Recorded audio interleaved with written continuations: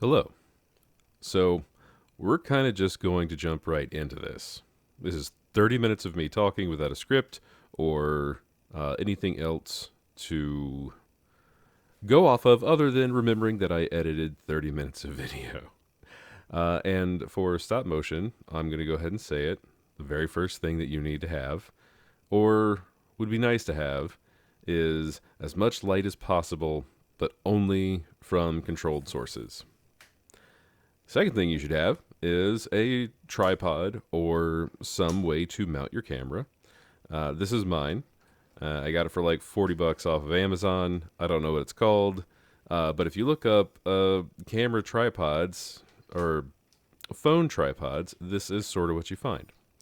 It lets me position it literally anywhere that I need it to. I can always move it, move the whole thing to the left if I for some reason need to get further to the left or further to the right, yada, yada, yada. That's all the normal stuff, but it just locks in place.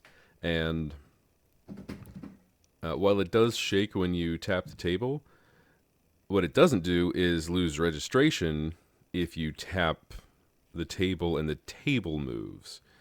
So it actually helps me quite a bit with any potential what do you call it? You gonna leave this in the edit? Yeah, probably. It helps me with any potential shakes that would just happen normally. What I don't get, and what I just demonstrated, was that the only camera move I can do reliably is turn the bottom. And that's it. Without having a more complex camera rig, its one downside is that it can also raise and lower. It can do it all, except for the things that it clearly cannot do. And it's relatively quick to do anything that I want with it. So, lighting your camera, lighting and holding your camera are top of the list. Absolutely 100% top of the list. If you can't do those two things, things are going to suffer, and it's not your fault. It's just that's the nature of stop motion animation. This is about how I've been doing stop motion animation for the last 9 months. Um, I would immediately suggest everybody starts with 12 frames a second. Don't go lower. Don't go higher. Sit at 12 and just learn how that timing feels. Lock your focus on something and don't leave it on automatic. Automatic just invites sort of flashing in your animations. Whatever the P means, whatever the P means, it's slightly less automatic, but you can still focus by tapping on the screen. And then you just sort of figure out your shot. All right. So another good place to be, or another good thing to do, you have your camera, you have your lighting, you have your table. The third most important thing is when you take a picture, you don't want the camera to shake. So you get yourself your headphone jack in Stop Motion Animator or Stop Motion Pro, whatever this is called. And the volume up, volume down buttons are remote triggers. So you don't have to shake the camera every time that you use it. It does have some curious bugs, but some important things too. My phone has been muted the entire time, and it has not mattered.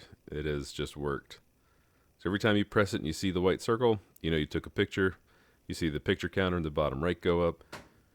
All good stuff. So, lighting, camera holding, remote shutter. And next is a subject and how to practice. And I would always suggest practicing with one item to begin with. In this case, I chose a box. I chose a box of a Gundam that I'm going to make, or a mobile suit, if you will. But we are not going to go through the making of this, the stop motion animation that I made very shortly after this to make that stop motion. So you take a picture, you set your transparency on to just one frame, and start moving things around.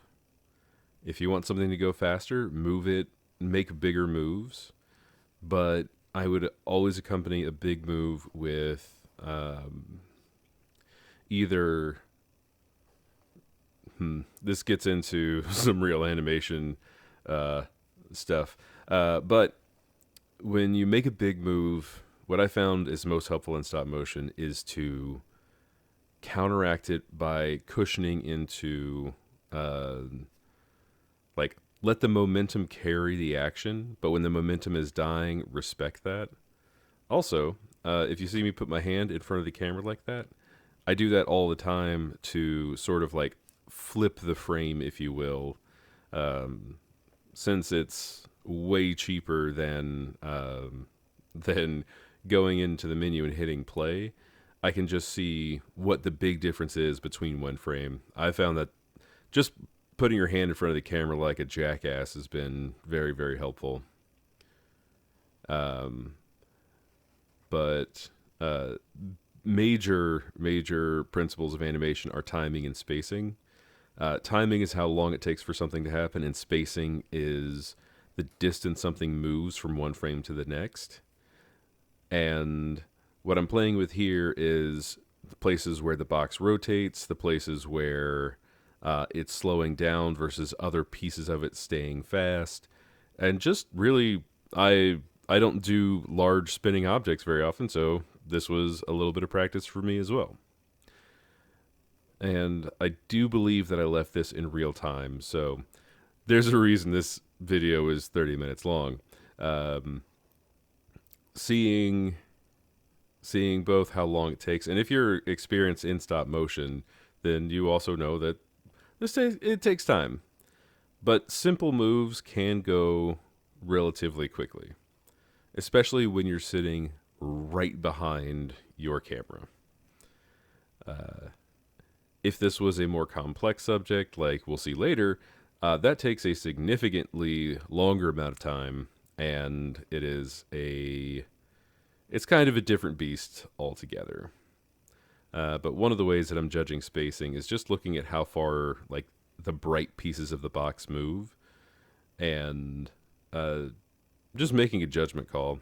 I've been an animator for around 15 years professionally, and as a hobbyist before that for a long, long time. But that being said, I've only been doing stop motion for around 9 months. And in this last 9 months, I think I've learned more about animation than I have in the entirety of my career. And I genuinely find it fun and entertaining.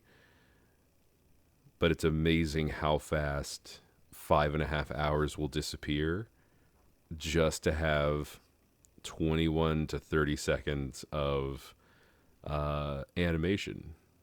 It's wild to me.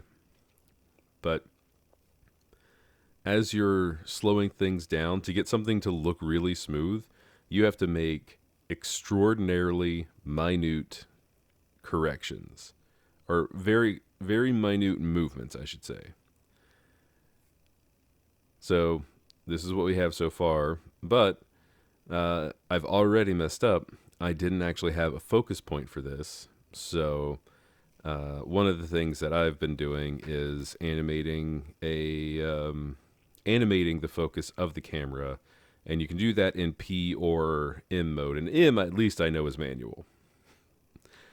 So you literally go in, see where your focus is, see how far it takes to get to focus on the box, and I just kind of playing around. And it tends to make everything feel extraordinarily in one space if you start doing, if you start using focus as something that you animate, it is a bit of a pain in the butt, and it does leave the opportunity for you to accidentally shake your camera harder than your rig can stop it. But the result is the box slides in place, and then you rack focus, which is, I'm sure is the wrong word, onto your subject. You can also see every time I put my hand on the table, the camera goes down. That's fine. Don't leave your hand on the table when you take a picture.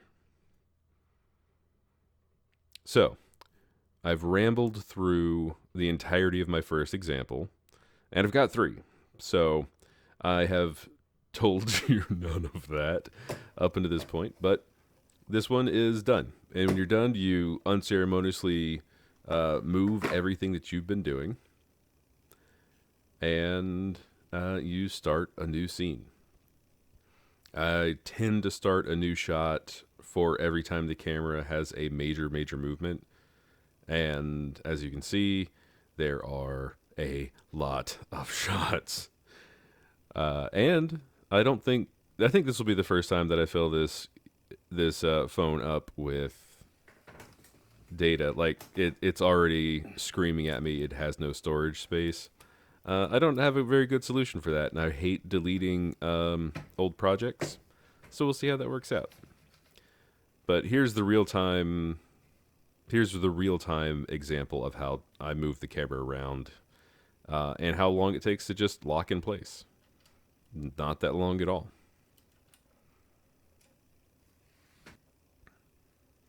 All right, so this time we focus. We've got our remote, and typically you'll see that I took 3 pictures of the background. I typically take 3 pictures. So we're just going to animate a coin. Now, what happens when your subject is small, light, and very easy to move way too far? So this is an example of that. One of the things to making sort of smooth stop motion animation is moving at like the most minute amount you can as possible. One way is anchoring your thumb and leaning it into push your item. I think there's another item called a dop stick that I made out of a nail that I sanded down that you can do the same thing. You just put it next to your subject and lightly rotate the nail. Like a carpentry nail. But when making small movements at awkward angles, all you need, if you touch something in stop motion, it's already moved. It is very hard to get something back to where it was after you've moved it. And to tell if something is moved, putting your hand in front of the camera and like looking for what changes is the most common thing that you'll see me do. So like this is what I'm talking about. When you're, another principle of animation is slow ins and slow outs. Slow in to an action means you go slow until it starts moving faster. Like it's that. It is accelerating to a point where you go quicker, quicker, quicker, and then a slow out is the opposite, where you cushion something so that it stops gently. And with the coin could be any piece of a gunpla. It could be anything that you're doing. The concept of like joints in a character rig, they all have this principle where if you're moving something, it has its own acceleration, deceleration, and demonstrating with a coin, I hope it at least shows, for how mundane it is, how much you can learn from just taking 20 minutes and moving something around and seeing different properties of things. I've blurred out all of my Discord notifications because somebody, not naming names, me, left those on. But when I came to stop this one, I wanted to do something else. I wanted to make it like stop, but like have a little bit of a back and forth. And one of the really important things for making something that's like fun to watch, or even something that's just even something that you just want to feel a little more real, is respect the weight of the perceived weight of the object. If it's a technically 18-ton, 2-story tall Gundam that is moving around, if you make it move around light, if you make it move around light, it could look like it's in space. If you make it move around like it is uh, like heavy, and you can sort of feel the way that like a foot lands. A foot may land and stop immediately, but the rest of the body might have some shake to it.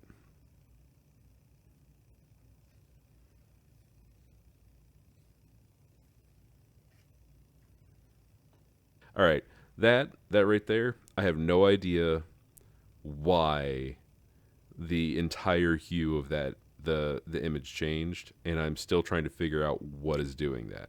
I don't know. I'll be honest. But in my desperation to fix it, I definitely didn't. But anyway, I digress. And I forgot what I was talking about. So, just going to speed it up from here. This is the same thing, except I'm ignoring part of the like the ease into the action. I'm kind of ignoring it, and I'm just making it slow at the end. Uh, one one way to one thing to sort of like trick your brain into thinking that that's okay. Uh, Before you do anything, typically there is a slight counteraction to your action. So if you're going to move to the right, right before you start moving to the right, you move slightly the other direction, like I just did there, and then you start moving in the opposite direction, the intended direction, and you get this sort of like you get it tricks it into making it feel okay that you're moving it so fast so soon. And I think there's a couple of animations where I just wanted to play around with little things like that. You can see it anytime I do a build sequence where the pieces are going fast. You can always see, or almost always see, a counteraction and then an action, just as a little bit of anticipation. Anticipation is one of the most important principles of animation, and it is very noticeable, but also can be conceptually a little esoteric. But all that means is uh, build up to an action, and it'll look cooler. But this is what we have so far. It's also really hard to make loops in stop motion.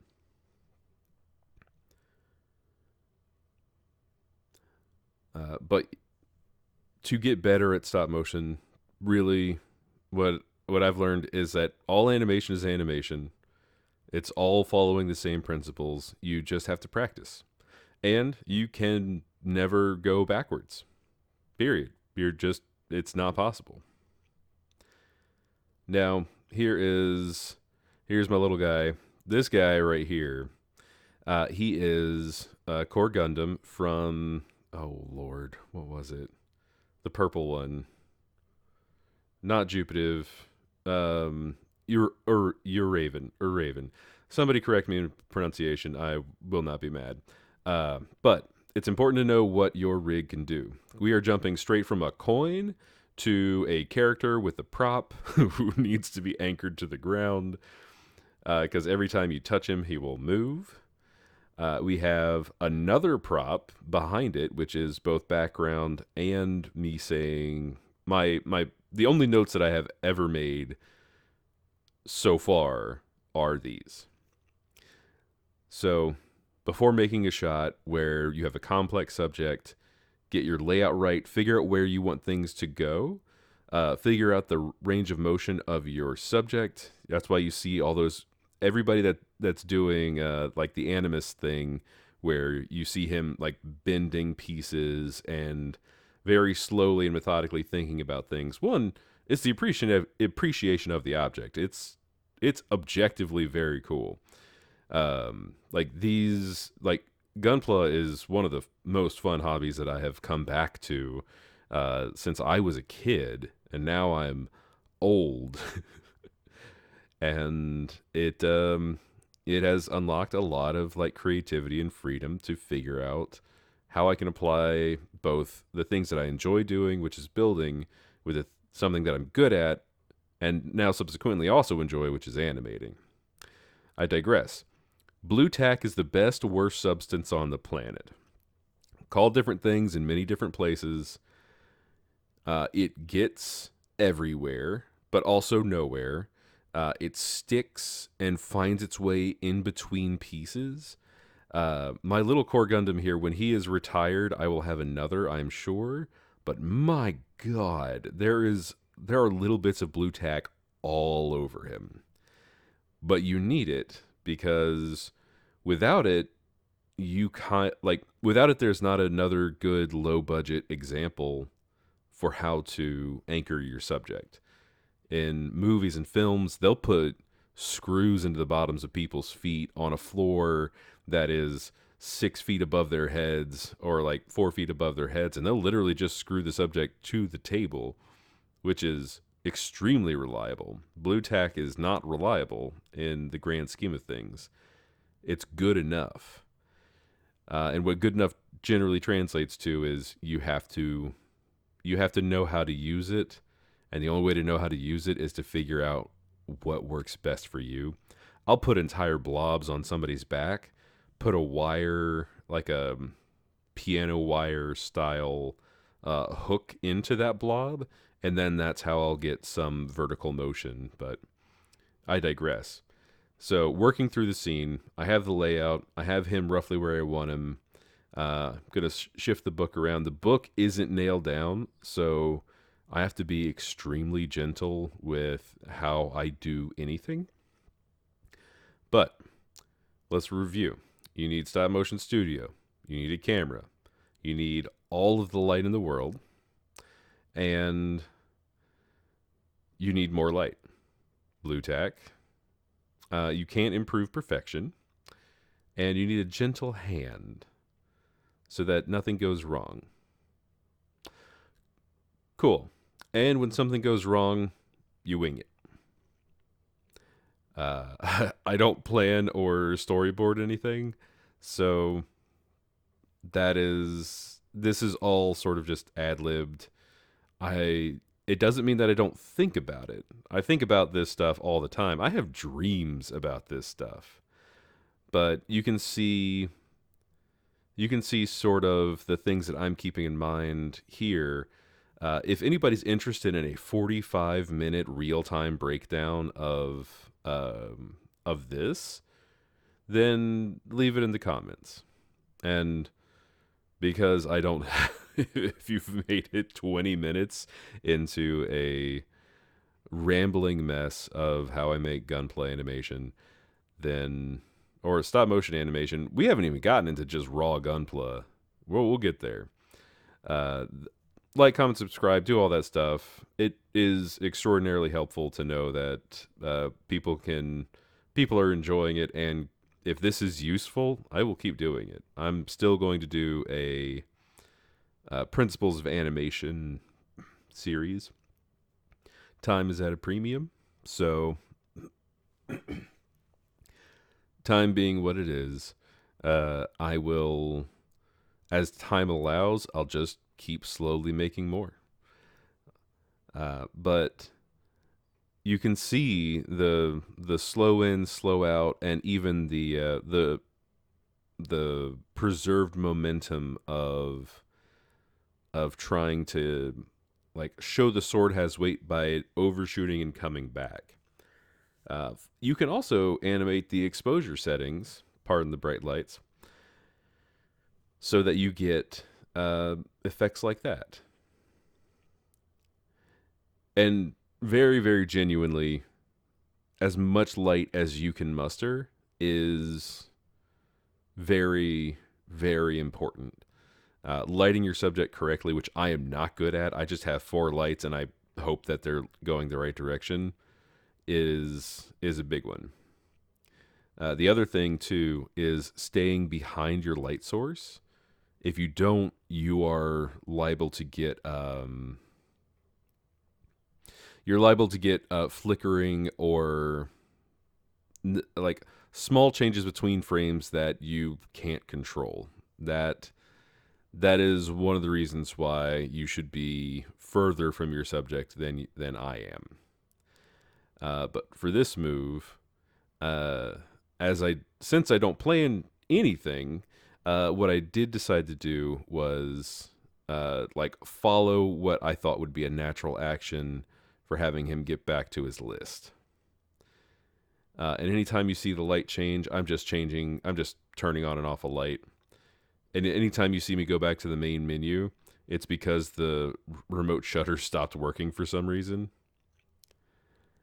But immediately you can see a difference when the light has color, that you can start affecting mood, you can start affecting different ideas. And now you get to see how I animate blue tack, which is, I was thinking that I was just going to drop it a bunch and get a motion blur, which you don't get motion blur unless something is moving. So I opted for something a bit stupider. I just faked an extreme motion, and then gave it that little bit of settle that goop tends to settle into. And as for actually improving your subject, you can see that there's paint on the joints to try to tighten them up. You can improve the perfect rig, which is Core Gundam, but it does involve, like, I've glued his hands together so that the sword can't come out of them. I have broken pieces of him and cemented them back together. My improvements to him would be make him out of fiberglass and make the joints out of steel, but I can't do that because I don't know how. Now, animating my hand, you can see the picture being taken very quickly. I tend to do it in realish time, very much so on purpose. It tends to go pretty quick, but I literally accidentally snapped the arm off because I was being a dingus. And instead of trying to put it back and figure out where it was, I thought it was funnier to have to put my hand over the camera, make some black frames, and then just cut back to one of the major principles of how I animate, which is wing it. So this is the initial primer, but there are many more things that you can go over in stop motion. There's animating effects on top of things. There's the actual edit itself, removing rigs, which I am god awful at. And this is unedited, without any timing changes, how it looked right after I stopped and I hit play. If you go back 5-6 minutes to the beginning of this, that is edited for timing that I did all in DaVinci Resolve. So that is a fever dream amount of information.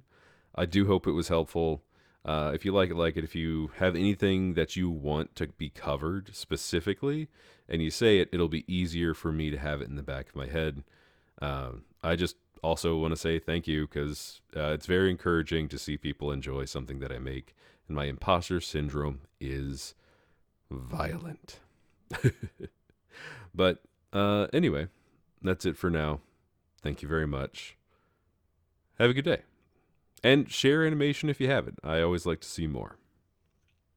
Bye.